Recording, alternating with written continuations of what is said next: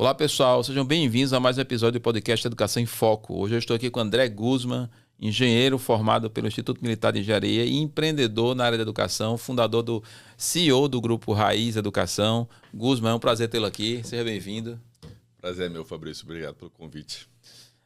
André, como é costume aqui no programa, eu sempre pergunto como foi tua trajetória profissional, quer dizer, aqui eu já vejo um fato interessante, né? Você é formado na área de engenharia, e atualmente a gente tem visto muitas pessoas da área de exatas fazendo grandes contribuições para a educação.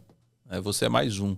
Até os últimos entrevistados também eram da área de exatas, também estavam empreendendo na educação e também fazendo grandes coisas na educação.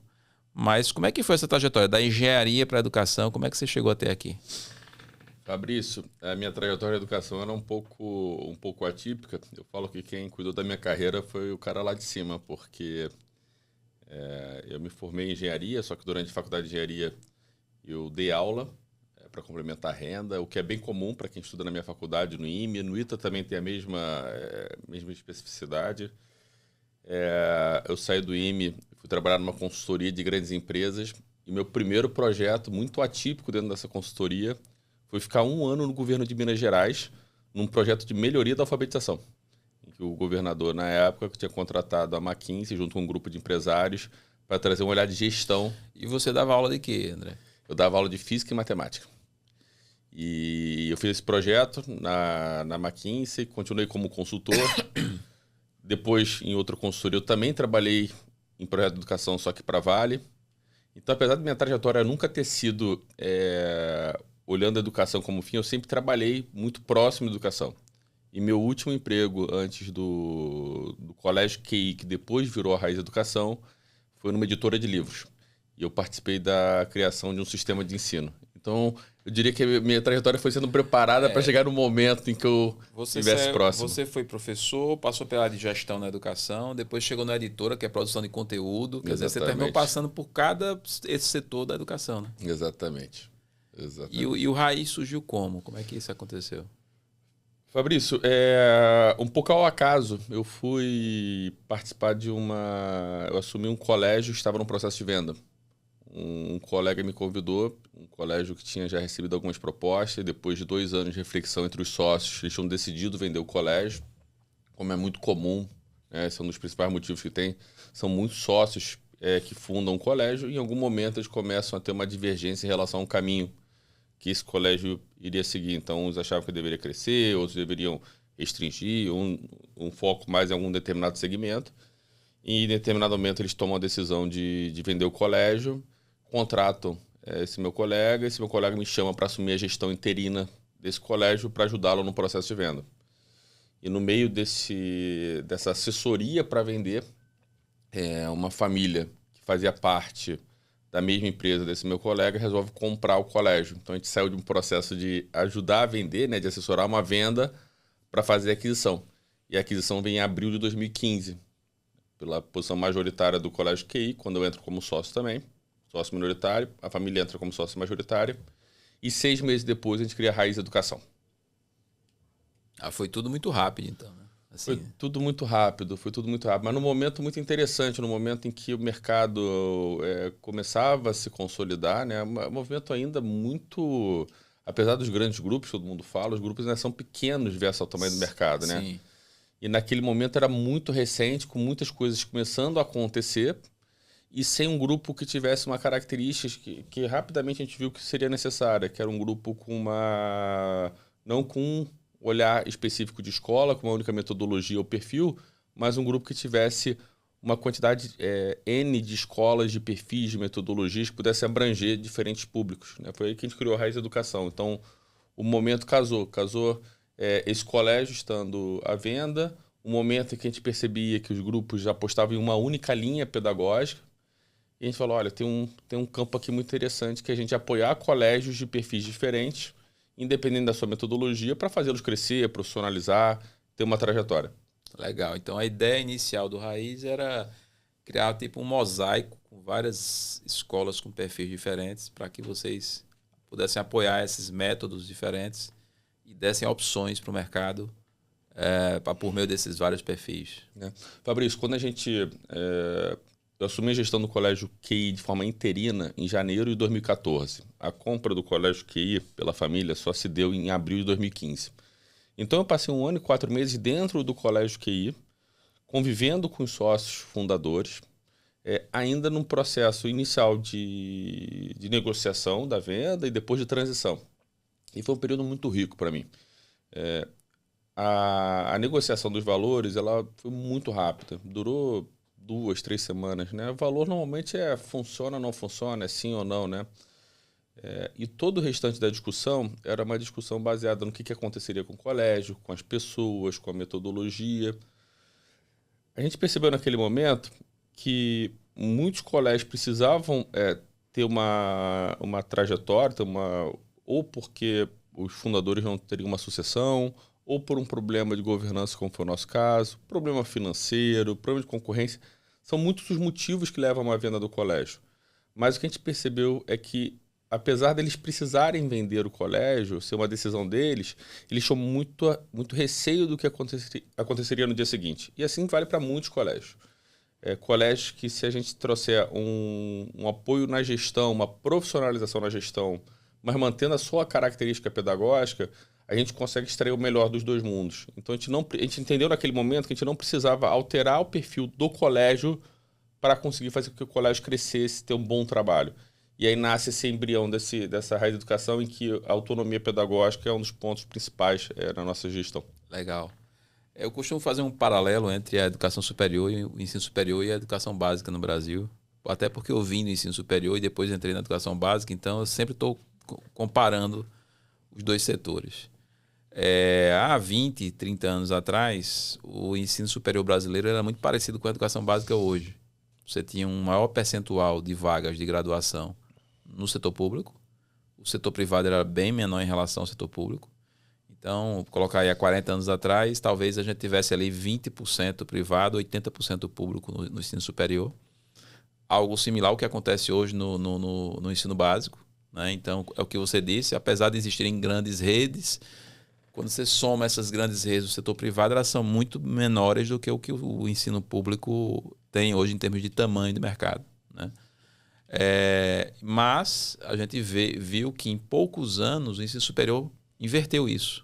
Hoje é o inverso, né? Praticamente 80% do ensino superior está no setor privado, na graduação, e apenas 20% no público. O setor privado praticamente engoliu, porque ele é muito mais ágil, por uma série de fatores ele conseguiu engolir.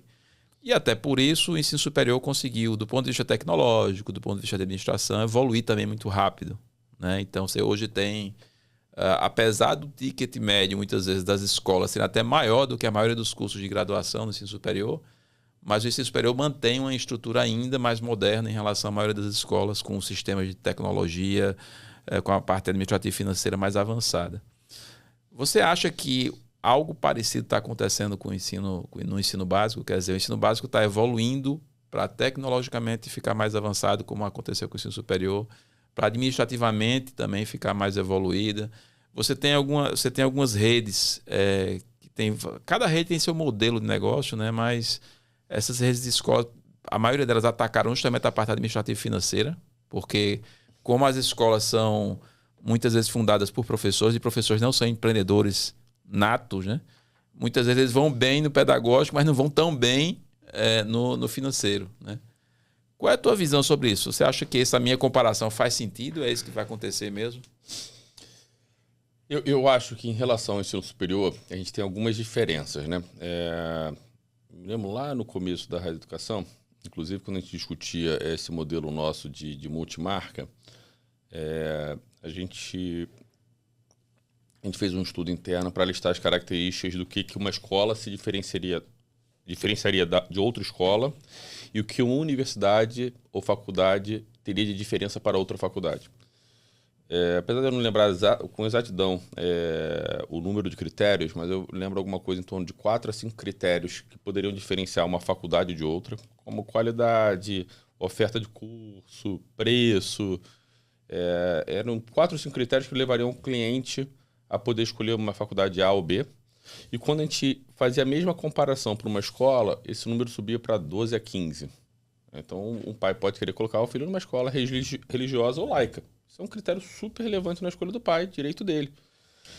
O pai pode querer botar o filho numa creche que só tenha educação infantil sem complemento, ele quer o filho numa escola pequena, ou ele pode querer botar o filho dentro de uma escola que já tenha educação infantil e os demais segmentos.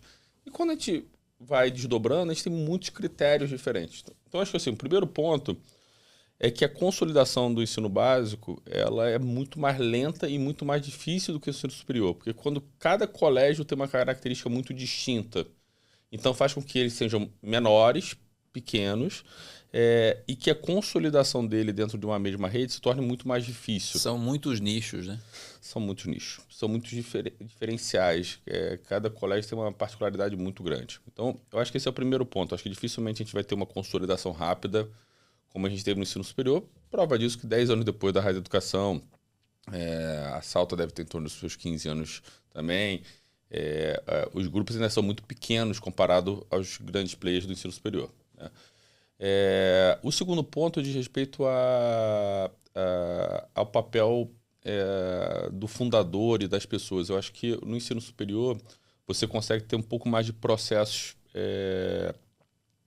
padronizados. Quando você vai para a escola, o fundador tem um peso muito grande e é muito difícil, né? Muito difícil trazer o fundador para participar de um grande grupo. É que o fundador no ensino superior, em grande parte dos casos, nem é da educação, né? Muitas vezes nem é educação. Um cara que não era da educação. O aluno não conhece ele, o pai não conhece ele. No colégio é muito comum essa relação. Então também se torna um pouco mais difícil. Em relação ao público, esse talvez eu tenha uma opinião mais divergente, apesar de eu estar na educação privada. Eu vejo a educação privada como complementar ao público. Eu não vejo ela como processo de substituição e não necessariamente aumento de vaga. Eu vejo ela como processo complementar, né? E eu acredito realmente que a educação privada, fazendo um bom trabalho, ela pode apoiar de alguma forma a educação pública, seja através de benchmark, que é uma própria comparação que a população pode fazer, então ela cobrar mais do ensino público, ela pode... No ambiente da educação privada podem surgir soluções que depois possam ser levadas para o público. Então, uma startup pode funcionar inicialmente com escolas privadas, que é um ambiente sempre mais fácil de testar. Uma coisa é eu testar, eu não preciso fazer licitação, eu não tenho que botar com várias. Então, uma escola privada é um ambiente mais fácil de se testar e funcionando também pode ser levado para o público no momento seguinte. Mas eu não vejo... como concorrência. Eu não vejo como concorrência, né? E eu nem vejo um papel de crescimento da educação privada em relação ao público. Agora, eu vejo uma consolidação que vai acontecer. Não acho que ela vai ser enorme, como no superior, mas ela vai acontecer até pela mudança da dinâmica do mercado. Uma escola, que a gente chama de escola isolada, uma escola que não faz parte de um grupo, em 2000, 2010, ela não tinha que fazer propaganda, ela não tinha que cuidar de rede social. A gestão de comunicação com o pai era uma comunicação... Era muito menos complexo, né? Muito simples. O que mudou não foi a entrada dos novos grupos. O que mudou foi a dinâmica do mercado.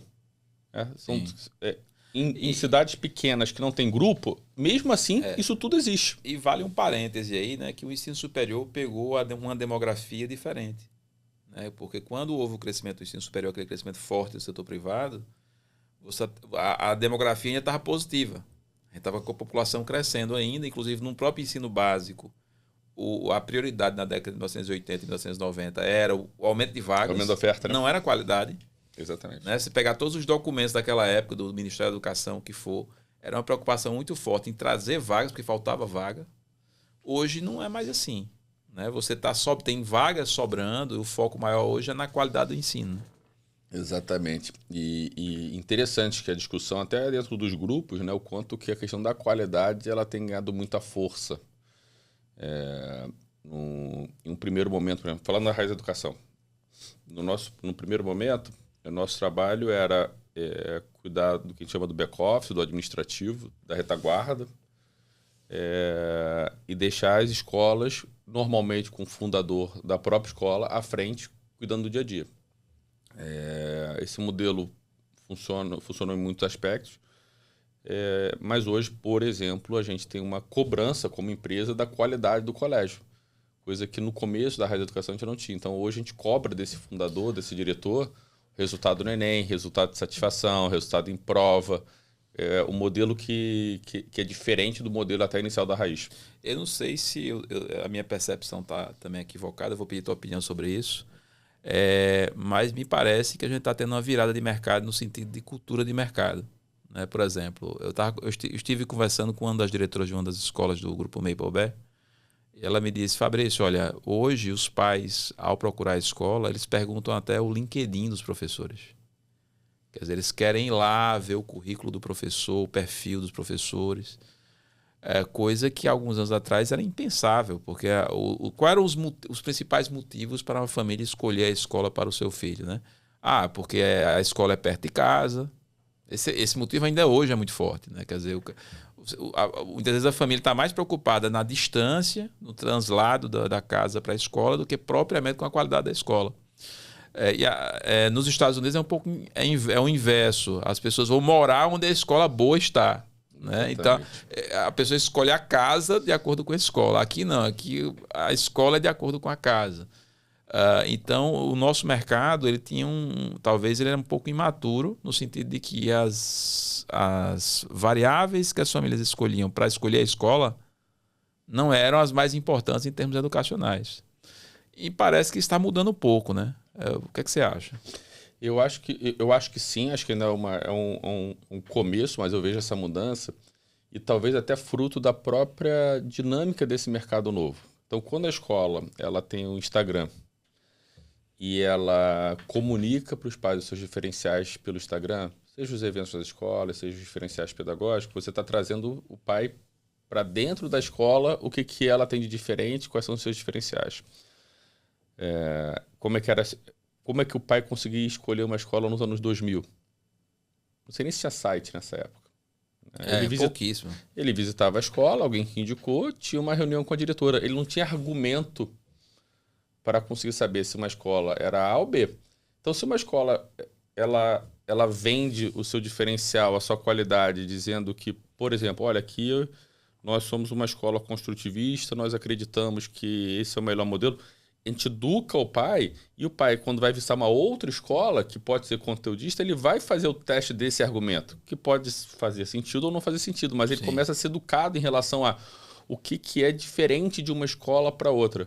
Então, o pai antigamente tinha uma escolha muito mais simplória. Né, ele entrava na escola, olhava a cantina, infraestrutura, se as salas eram se a cadeira estava bem arrumada. Era verdade. Né? Então, claro que esses motivos, essas variáveis têm que ser analisadas também, mas o cerne da questão, que é a educação, ele ficava meio que de lado. Né? Exatamente. A gente é muito carente de dado, né? Quando a gente fala no Brasil educação, a gente tem um número de dados muito pequeno, até para poder gerar comparação, gerar... Tem um dado interessante, acho que é da Suécia, que eles modificaram a forma que eles avaliavam, né? Deixaram a avaliação meio relativa entre as escolas, e lá tinha um sistema de voucher escolar. Então, tinha as escolas públicas, tinha as escolas privadas, a família recebia um voucher para pagar aquela escola e eles escolhiam a escola que eles queriam. Claro que a família, na hora de escolher a escola, olhava a avaliação. Né? A avaliação institucional governamental era, quais são as escolas que têm o melhor desempenho nas avaliações. E aquelas escolas eram sempre as mais procuradas. E aí mudaram o modelo de avaliação, não lembro quando foi isso, não recordo mais o ano, e as famílias ficaram sem parâmetro. Porque como o mercado lá já era muito evoluído no sentido... Educado, né? Muito focado realmente no resultado educacional, então... Até porque eu acho que as escolas de lá também têm muita diferença estrutural. Né? Acho que o foco mesmo é a educação. Então, as famílias ficaram sem parâmetro e aí começaram a escolher as escolas sem parâmetro. Né? Então, eles muitas vezes estavam matriculando numa escola que não era tão boa por não saber. E, de maneira geral, os índices educacionais caíram. Quer dizer, justamente porque tinha muito aluno matriculado nas escolas que não ofereciam um serviço tão bom. E aí, hoje em dia, eu vejo aqui no Brasil, isso aconteceu também lá no ensino superior há 10, 15 anos atrás, quando eu falava de currículo, de avaliação, de você conseguir alinhar o currículo com a avaliação, fazer com que o que o professor está dando na sala de aula seja aquilo que está previsto no currículo escolar. Porque o que está previsto no currículo escolar é o que você ofereceu para o teu cliente. Né? Quando o teu cliente chega na tua escola e fala, vou matricular meu filho aqui, você está dizendo o quê? Eu vou matricular porque vocês estão dizendo que vão executar esse currículo que vocês estão me oferecendo. Exatamente. Né? É um contrato que você faz com a família. E quando o professor ele trabalha em sala de aula aquilo que não foi contratado e avalia, às vezes, uma terceira coisa que nem é o que está contratado, nem é o que ele planejou, então você tem uma disfunção aí, um desalinhamento pedagógico incrível. Isso acontece no ensino superior, acontece no ensino básico, acontece em todos os setores da educação. E eu falava sobre isso há 15 anos atrás. E as pessoas muitas vezes riam. Diziam, não, o que você está falando faz sentido, mas aqui no Brasil isso não vai pegar. Ninguém vai organizar os processos a ponto disso aqui tudo ficar alinhado.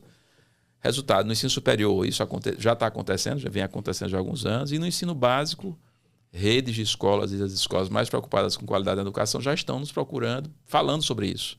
Não é nem porque eu falei, é porque ele já está com essa ideia pronta de que precisa melhorar a gestão pedagógica. Vocês começaram trabalhando com financeiro administrativo e agora estão começando também a olhar para o pedagógico. Qual o tamanho desse desafio, André? Vai ser maior do que o financeiro e administrativo? Acho que sim, Fabrício. E ele é diferente, né? O administrativo e o financeiro, ele tem um desafio, obviamente, dos processos, da criação. Não foi fácil, né? A gente apanhou muito, né, para chegar no nível que a gente tem hoje. Mas a gente não está falando de um lugar em que o diretor da escola tinha...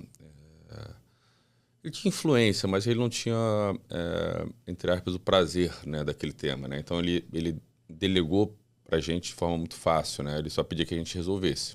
Então, se o boleto chegava para os pais de forma equivocada, isso ia na escola, mas o diretor da escola não necessariamente queria ter isso junto com ele.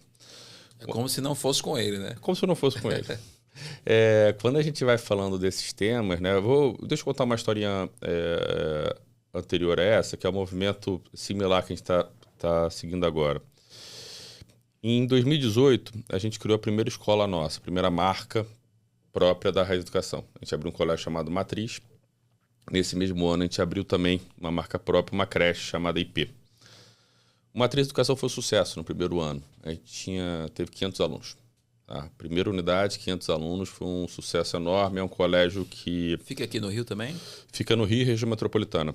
É um colégio de ticket mais baixo, é o ticket menor que a gente tem hoje, porém com foco muito grande numa excelência pedagógica de resultado. A gente entende que, por exemplo, uma família que paga R$700 mensalidade, ela precisa que o filho dela passe no concurso, passe no vestibular. Isso é extremamente ousado, né? Porque vocês estão focando na parte mais cara do produto, porque o pedagógico termina sendo a parte mais cara, em termos de estruturação e também de contratação e tudo, e um ticket mais baixo. Né? E tem muito a ver com cultura, né? Sim. Mas nesse ano a gente foi super certo. No ano seguinte a gente tomou uma decisão de forma equivocada de abrir muitas unidades do Matriz. Então no primeiro ano foi uma unidade, no segundo ano a gente abriu mais 4. Então no segundo ano de existência tinha 5 unidades. E a gente teve um problema pedagógico na primeira unidade que a gente tinha aberto. E esse problema pedagógico a gente demorou a enxergar. Porque dentro de uma escola são muitas as camadas. Então o problema inicialmente fica dentro da sala de aula, com o professor tentando segurar aquele problema para não subir. Depois o problema vai para a coordenação, que também tenta segurar para não subir. Aí vai para a direção da escola. Quando você trabalha no grupo, você tem a direção da marca. Enfim.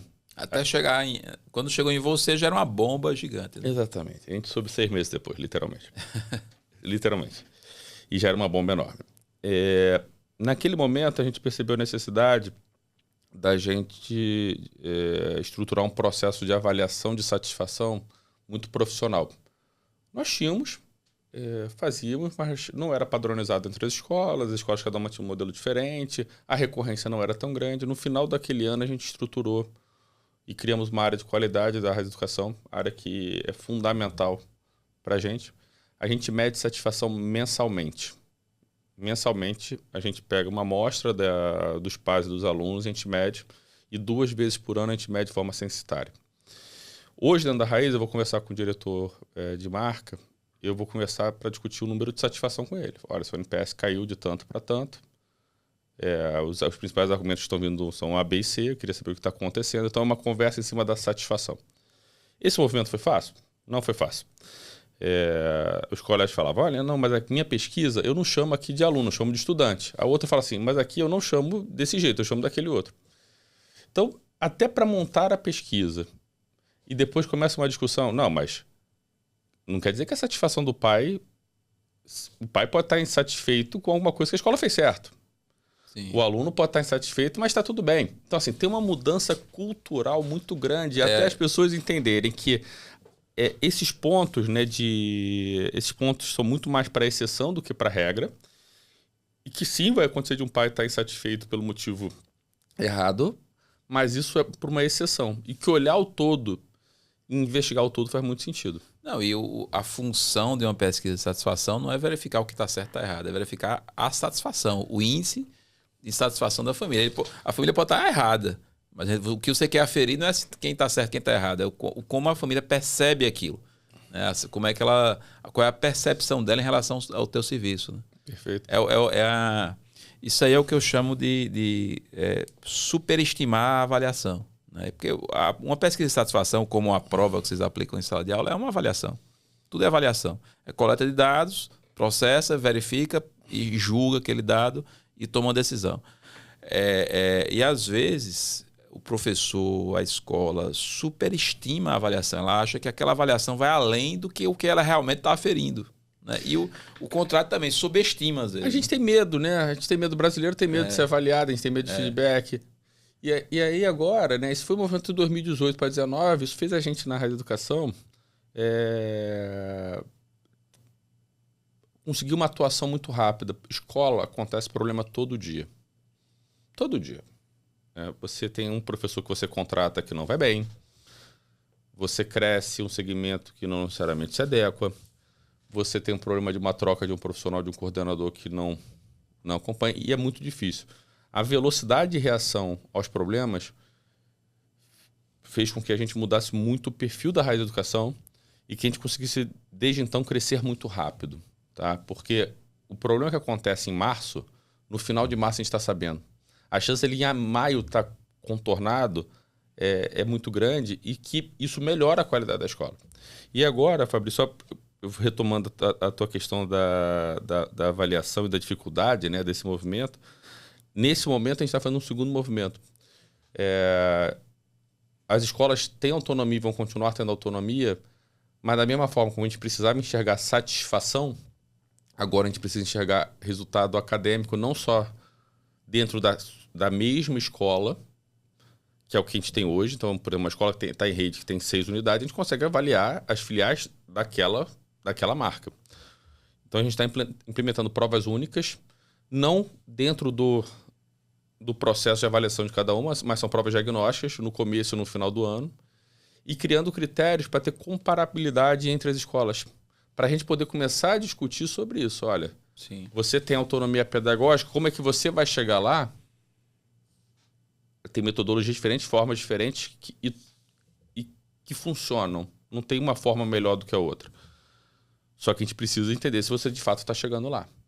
Então a gente está criando esse cenário. Não é simples, porque a gente está entrando no core, onde... isso aí é engenharia pedagógica na veia, né? Eu vou usar um termo que você entende bem, engenharia pedagógica, não é nem... Exatamente. E tem diferentes etapas e camadas nesse processo. Desde a primeira, deles entenderem a necessidade, depois da implementação, da análise de resultado, que é um problema que a gente tem no Brasil enorme, né? As pessoas veem números e têm uma dificuldade de fazer um depara entre o que ela enxerga, o que o número está mostrando e o plano de ação. A minha maior preocupação hoje, André, não é nem o final da história, porque com a tecnologia, com a evolução que a gente tem hoje em termos de análise, o final da história, que é a análise dos dados, termina sendo uma parte, apesar de ser complexa, ainda é a mais simples. Mas a minha preocupação é a confiabilidade desse dado. E aí, na educação, a confiabilidade do dado ela depende, primeiro, do currículo, da qualidade do currículo. Porque eu até entrevistando o Nuno Crato, o português Nuno Crato, que é um grande especialista em currículo e avaliação na Europa, ele dizendo construir currículo não é simples, porque ele precisa ser explícito. E lá em Portugal eles usam essa palavra explícito. Aqui no Brasil eu uso muito a palavra específico, mas eu cheguei à conclusão que os portugueses usam a melhor palavra.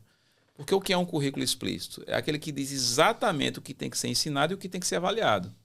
E tem publicidade, né? Quer dizer, público, né? Você consegue. As pessoas sabem do que se trata, sim, né? Tanto a família, como a escola, como o professor lá na ponta, todo mundo tem que se apropriar desse currículo. Ele tem que ser tão explícito que um leigo vai ler o que vai ser ensinado, ele vai entender, estamos ensinando para o meu filho isso aqui. Só que no Brasil optou-se pela BNCC, que não é um currículo, por uma base curricular, para que as escolas, as redes, criassem seus currículos baseados nessa BNCC. Só que para cada rede criar um currículo próprio, isso é muito custoso, isso é muito trabalhoso, não é uma coisa simples, né? Porque esse currículo precisa ser explícito. E aí, quando ele não é explícito, o que é que significa um currículo explícito? Quando ele dá margem para você avaliar mais de uma coisa, por exemplo. Né? Então, você diz, eu vou ensinar isso nesta aula, mas quando você lê aquilo que está descrito ali, você verifica, não. Isso é tão inespecífico que pode ser qualquer coisa.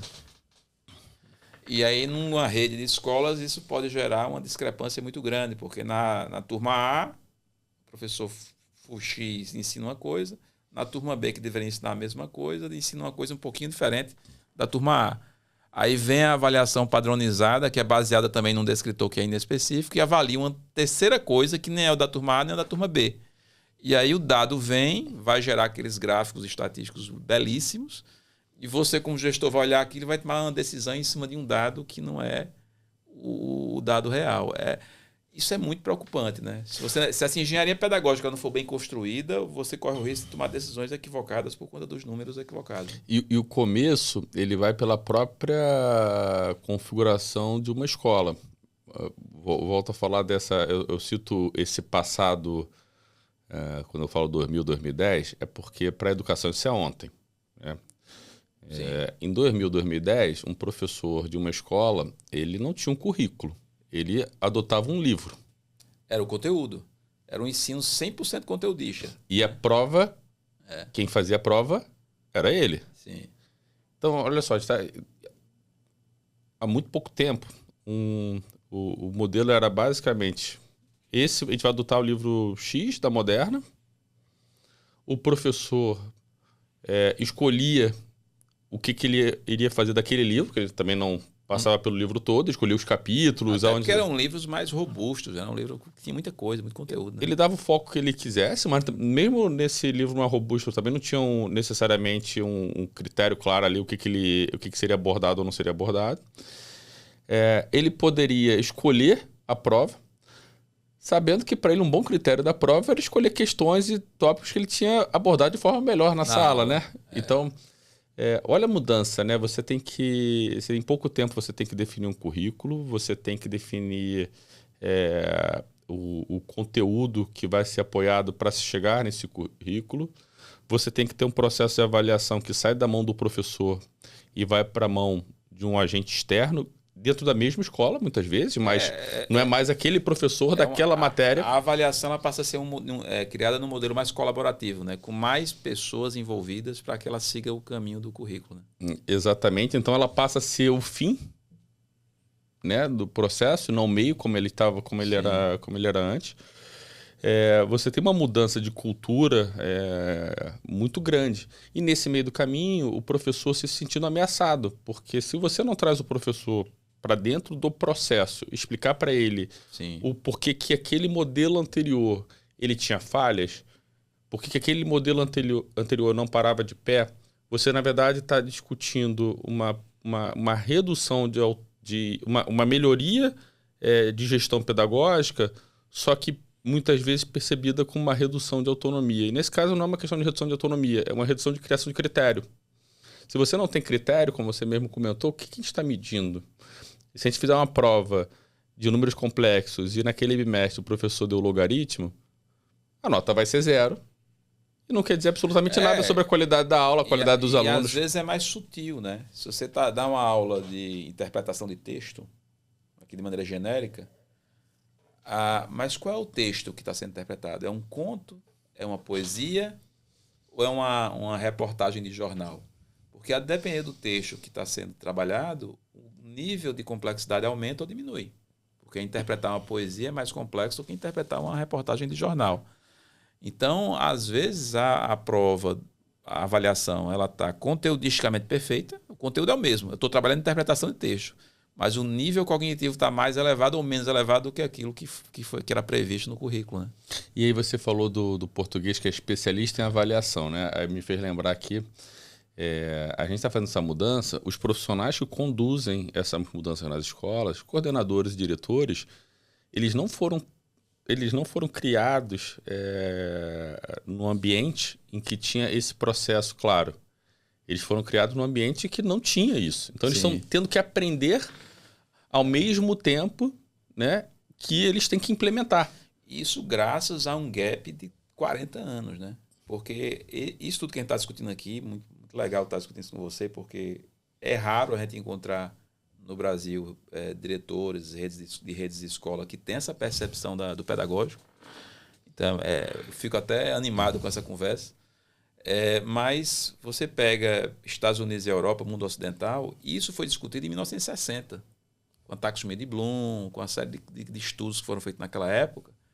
Quer dizer, essa sistematização do pedagógico... Não é tão moderna assim. Não é tão moderna assim, é um negócio já bem sedimentado. Só que no Brasil foi o inverso. Da década de 1960 até o final de 1990, quando veio os sinais, as ferramentas de avaliação do MEC, o Enem depois, com as mudanças na ferramenta de avaliação, é que veio a necessidade de reestruturar o pedagógico. Porque até aí, nesse 60 até 90... você tinha uma cultura na pedagogia brasileira, na academia brasileira, de ser anti-avaliação. Quer dizer, nem tinha corrente educacional no Brasil que defendia não avaliar nada, porque a avaliação seria algo que não era positivo para a educação. Então, a gente chegou a esse ponto no Brasil, até que houve essa inversão, né, no início dos anos 2000, com a inserção dessas avaliações. Obviamente que essas avaliações elas não são perfeitas, mas nenhuma é. Ela não precisa ser perfeita. Não precisa ser perfeita, ela só precisa aferir um pequeno ponto do processo. Ela precisa ser capaz de ter algum insight positivo que gere melhoria. É só esse o ponto. Perfeito. Se ela for imperfeita, mas gerar algum insight que melhorou a educação, ela já está valendo. Isso. Né? E interessante, a gente está falando do público e do privado, esse é um dos campos em que provavelmente o público está à frente do privado. Sim. Eu estou trabalhando agora também com o setor público lá na Questione. E por incrível que pareça, eu falo isso porque o privado geralmente é mais ágil, mas na área de avaliação o setor público ele deu uma andada mais rápida. As provas Brasil, ele tem mais provas intermediárias, ele tem mais critério quantitativo. Os próprios municípios, as pequenas redes municipais, quer dizer, eu tenho trabalhado com prefeituras, visitado prefeituras pequenas com 20 mil habitantes, 30 mil habitantes, 10 mil habitantes, que tem uma infraestrutura muito precária, né, na Secretaria da Educação. Ele já tem, muitas vezes, avaliações padronizadas dentro do município. Ele já tem BIs analisando ali aquelas avaliações. Ele já tem um reforço escolar guiado por essas avaliações, quer dizer, coisas que, pelo menos a maioria das grandes redes de escolas particulares, privadas, ainda não tem. Né? Isso aí é um fato realmente relevante. Quando eu cheguei no QI, o QI tinha 4 unidades, a gente abriu no primeiro ano na 5ª, e cada unidade tinha uma prova completamente diferente. Né? Na verdade, minto, melhor dizendo, cada turma, se tivessem 2 turmas da mesma série, as 2 turmas tinham provas diferentes. E foi um desafio. Eu lembro que a gente começou padronizando, eu não vou lembrar exatamente, tem 10 anos, mas assim, acho que foi um bimestre, depois 2 bimestres, mas assim, é como se a gente estivesse tirando uma grande... E, na verdade, não. A gente estava melhorando a qualidade da avaliação, né, e conseguindo se planejar. Né? Isso é outra coisa interessante, né? Como nesse processo de avaliação fica muito claro a ausência de planejamento, de tempo de planejamento. A gente planeja pouco a escola. Né? A gente não termina uma empresa...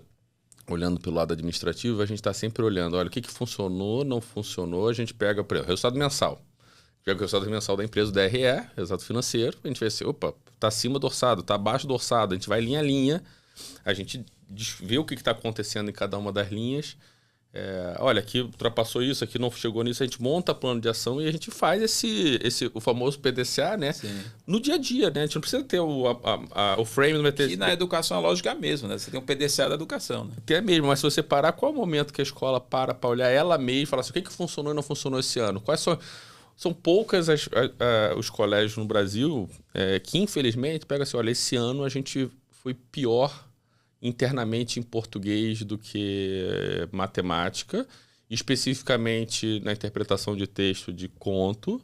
Então, a gente vai trazer um treinamento para os professores para reforçar... A gente não tem esse ciclo rodando. É como se a escola começasse e terminasse todo ano da mesma forma. Parece aquele filme da marmota que começa e termina todo dia no mesmo dia. Começou o ano, os alunos... E no ano seguinte, provavelmente a escola vai começar da mesma forma que ela começou aquele ano. Você não tem uma curva que faz com que os aprendizados e erros desse ano gerem uma escola melhor no ano seguinte. A fase de correção do PDCA ela não existe. Fase de avaliação, eu acho. Até o check não existe. Né? É a fase de saber o que funcionou e não funcionou. Aí não tem como corrigir depois. Não, legal demais, cara. Essa sua visão aí, eu acho que é a visão mais moderna possível da educação.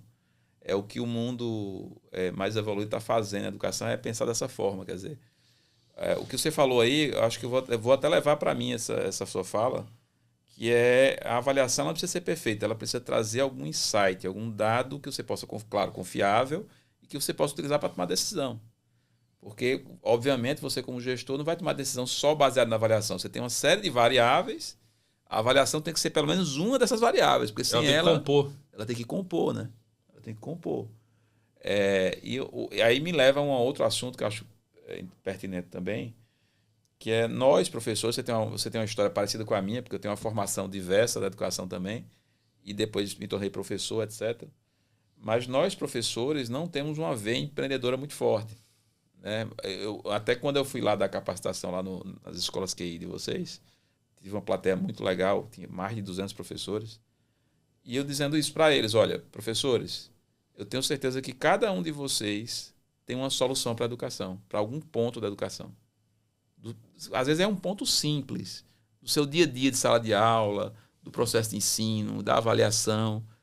Só que às vezes a gente não tem coragem de pegar essa solução e tentar colocar ela em prática dentro da própria instituição ou até empreender, criar uma empresa para resolver aquilo. Né? Acho que está faltando um pouco disso. Né? Tem muita gente boa. Né? Tem uma dinâmica de mercado... Vou refletir aqui junto com você. De fato, a gente tem muito mais ideias do que a gente consegue botar em prática, né, em termos de melhoria da educação. Né? Se a gente tiver uma reunião com 10 professores de maneira ampla, né, 10 pessoas da educação, né, gestores, diretor de escola, professores, auxiliares de turma, se a gente trouxer 10 pessoas para conversar, provavelmente vão surgir ideias muito interessantes, aplicáveis e que façam sentido para melhorar a educação. E quando a gente olha a qualidade dos nossos colégios, a gente está muito atrás, né? A gente tem um problema de execução, né? Eu não sei se o problema nosso é de ideia, né? Ideia tem muita, né? Ou se o problema nosso é como a gente consegue pegar essas ideias e, de fato, materializar no dia a dia, ganhar disciplina, constância, né? Procedimento para que essa ideia possa gerar, de fato, resultado, né? A ideia sozinha, qualquer um pode dar, né? Se eu ficar aqui... Sim. Falando sobre chegar alguém, uma empresa de asfalto aqui, eu começar a dar ideia, talvez eu acerte algumas ideias ali para a empresa dele, né? Mas eu não entendo nada. E a minha capacidade de execução na empresa dele é muito baixa. Eu acho que o jogo aqui é como que a gente consegue pegar essa ideia, como você comentou com os professores, né? Como é que ele coloca dentro da sala dele. Uma coisa importante, se a ideia ele está fazendo na sala dele e deu resultado, qual é o momento de discussão dentro de uma escola em que esse professor tem a oportunidade de apresentar a sua ideia e outros professores poderem replicar, né? Ou se é um processo muito interno, essa caixinha sala de aula, né? Que é uma caixinha isolada, né? Você pega uma sala de aula, é uma coisa muito interessante. Eu sempre falo essa comparação. Um profissional se forma na faculdade, ele vai sentar do lado de pessoas mais velhas, mais experientes, né? E ele vai estar vendo o que o outro está fazendo vai estar aprendendo, e em determinado momento vai chegar alguém mais novo que ele que vai aprender com ele. Então, assim, existe no ambiente profissional uma troca e um amadurecimento e uma melhoria que acontece no dia a dia, que não tem nada a ver com os treinamentos formais das empresas, mas tem a ver com essa dinâmica. Um professor, ele entra numa sala de aula fechada, com estudantes muito mais novos do que ele, que a capacidade dele aprender com os estudantes, não sobre a vida, sobre o dia a dia, mas sobre metodologia, é muito baixa, para não dizer nenhuma, em que a troca é praticamente inexistente. O feedback sobre o trabalho dele vem de pessoas muito mais novas. Você poucas vezes tem alguém mais velho assistindo e conseguindo mais experiência, conseguindo dar esse feedback. Então, se a gente não promover ambientes de troca, se a gente não promover ambientes fora da sala de aula, sejam eles para treinamento, para troca de ideias, para experiências mútuas, o que ele vai continuar fazendo é replicando o modelo dele do dia que ele chegou na sala de aula. O interessante é que a avaliação também serve para detectar isso, né? Porque, às vezes, eu tenho um relato de um diretor de escola que é bem interessante. Ele disse: Fabrício, quando eu padronizei a avaliação na minha escola, eu comecei a verificar que alguns professores que eu não considerava-os tão bons quanto outros professores, na verdade, eles eram os melhores no resultado da avaliação. Quer dizer, eram professores menos carismáticos, às vezes, que tinham uma aula mais discreta, vamos dizer assim. Professores muitas vezes muito tímidos, que pouco falavam nas reuniões, mas que quando veio o desempenho da avaliação, depois que a avaliação estava padronizada, eu verifiquei, esses aqui são os melhores. Aí, por quê? Né?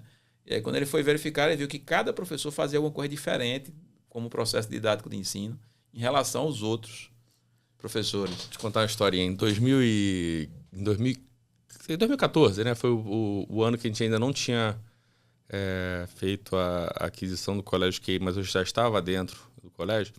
Eu participei da reunião no final do ano, que eu acho que acontece na hora das escolas, que é a reunião para decidir quais professores seriam demitidos e quais professores teriam a carga aumentada. Putz, reunião pesada. Então, não.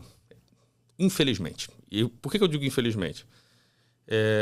Uma reunião em que cada diretor trouxe um papelzinho dizendo: olha, na minha unidade a gente decidiu tirar o A, B, C, D, aí o professor na outra tal. Aí eu falei assim, eu saí daquela reunião de 30 minutos, eu falei assim, caramba, assunto tão sério, tão delicado, denso, tão delicado, não teve discussão.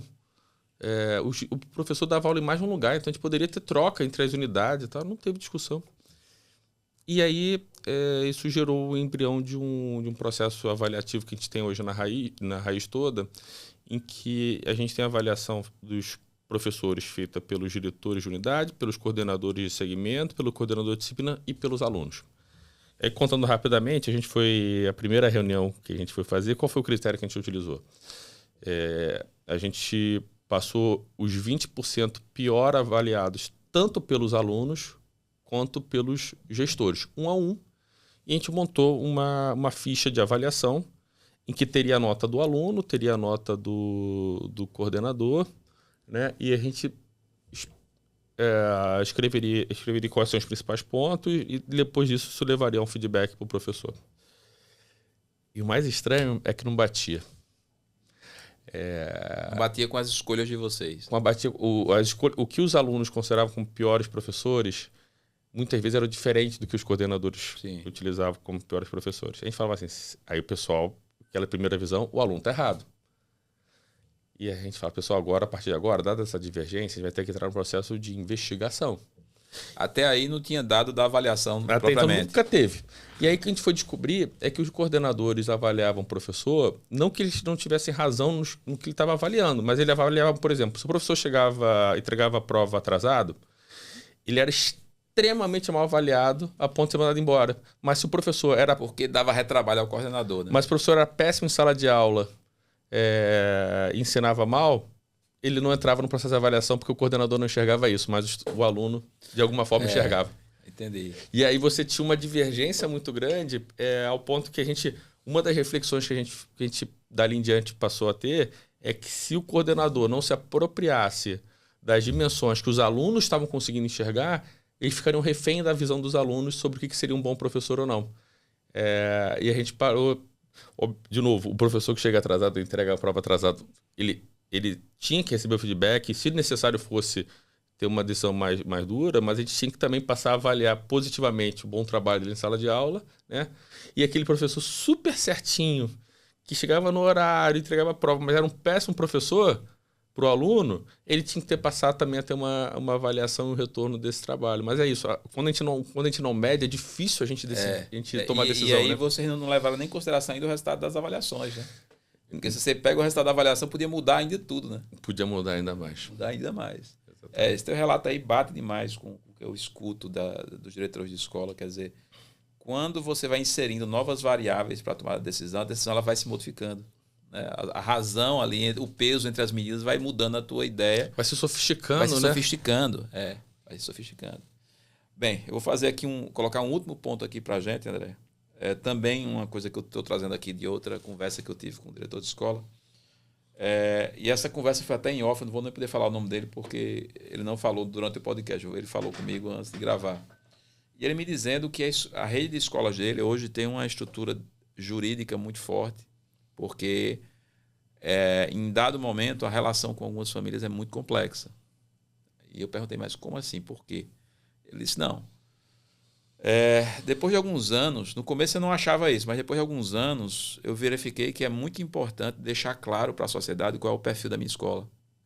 Porque quando eu não deixava isso muito claro, famílias que criavam expectativa sobre aquela escola, que era uma expectativa que não tinha nada a ver com o perfil da escola, uma criação ali uma percepção da família, colocavam os filhos lá e depois se decepcionavam, porque eles estavam procurando uma coisa, a escola tem um outro perfil, né? E eu me lembrei agora que você falando no Grupo Raiz, com vários perfis de escola, etc. Então, vocês devem enfrentar isso também, né? Quer dizer, você tem aquela família que não matriculou o filho na escola, que na verdade não é o perfil para aquela família. Então, a probabilidade de insatisfação, de abandono, de sair daquela escola, de troca de escola, é elevadíssima. Então, ele disse que depois de um tempo, ele disse, não, eu prefiro assim que a gente recebe a família para explicar como é que funciona a escola, a gente diz claramente o que a gente espera da família, mesmo que sejam algumas coisas meio duras, para que a família não se assuste depois. Ela não tenha essa percepção ruim depois. E ele disse que isso tem funcionado. Porque antes disso, ele vinha tendo muitos problemas de reclamações que no frigir dos ovos eram infundadas, porque a escola não prometeu oferecer aquilo, mas também, como não foi tão claro o processo de entrada, a família não ficou cientificada de como era o perfil da escola. Você enfrenta esse problema lá, não é? Enfrento. Na verdade, a gente tem hoje uma crise acontecendo na relação família-escola, né? E até mais do que uma crise, uma mudança de papéis, né? De comportamento. A gente não tem uma escola hoje, um diretor de escola que você não sente para conversar, que ele não reclame do que está acontecendo na escola, dos inúmeros atendimentos de família, das famílias querendo decidir o que vai acontecer, A, B ou C. E tem diversos fatores, né, que levaram a isso.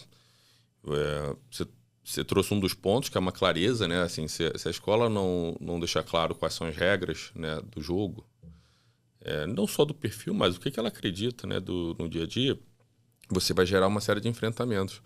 Mas hoje, acima de tudo, acho que tem para mim, o lugar, né, que resume bem isso é a perda da autoridade da escola. Então, quando a escola diz que na minha escola não pode usar celular até o 7º ano, ou na minha escola pode usar o celular até o 7º ano, tem um ponto da clareza, mas também tem um ponto da autoridade.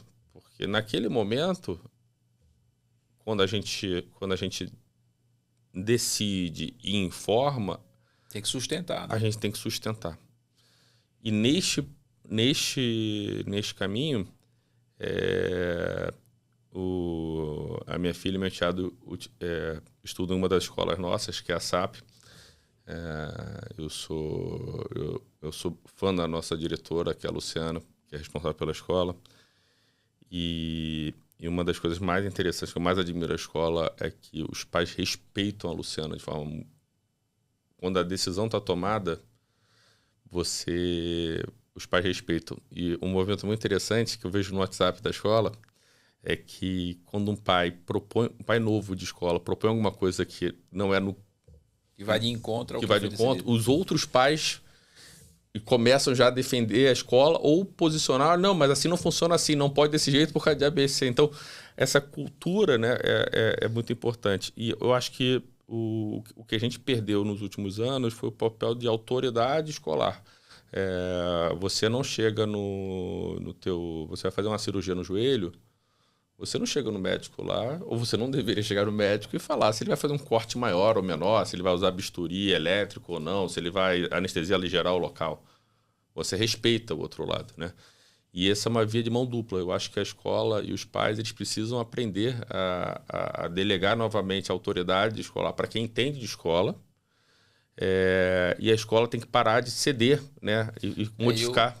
E por outro lado, né, pelo relato aí dessa diretora Luciana, né? Luciana Soares. Luciana Soares. Parabéns pelo trabalho, professora. Ela conseguiu criar com um consenso, né? Ela criou essa cultura de como tem que ser a escola e criou um consenso de tal forma que ela nem precisa mais se envolver tanto. Os próprios pais vão lá e defendem o consenso. Meus filhos hoje moram fora do Brasil, mas meu filho, ele antes de morar fora do Brasil, ele estudou um ano no Cruzeiro, que é uma escola referência aqui do Rio de Janeiro. Isso foi em 2012. Não, 2013, eu acho. E eu fui participar da primeira reunião, né? Uma reunião que a gente foi para a sala dos alunos e a gente sentou nas cadeiras e quem deu a reunião foi a professora, o que para mim já é bem emblemático. Normalmente as escolas acabam passando o diretor para falar, e foi a professora. E eu me lembro de uma mãe que foi questionar alguma questão em relação à metodologia da escola. E a professora, com muita educação, falou que ela não estava aberta a discutir a metodologia da escola.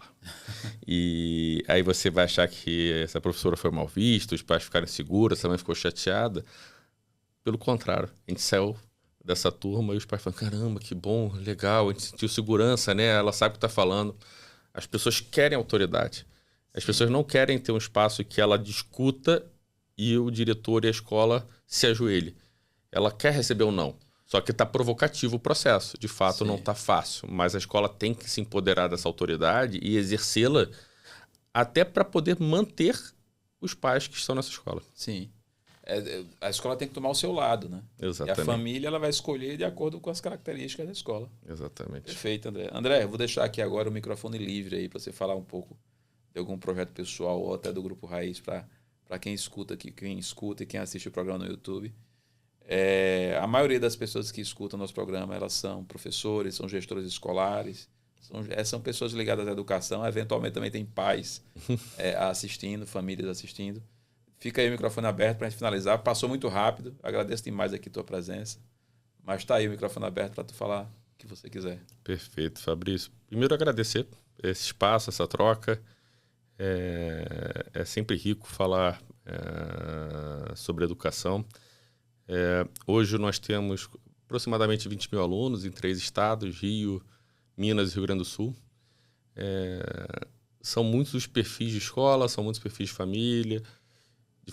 A gente tem muitos desafios, muitas vezes a gente chega em diretores, a gente vai conversar com diretores, professores têm um cansaço, né? Tem um momento de sociedade muito complicado. Mas eu sou um otimista, queria deixar essa mensagem. Eu acho que a gente tem muita coisa bacana para fazer educação, tem muito trabalho sério acontecendo,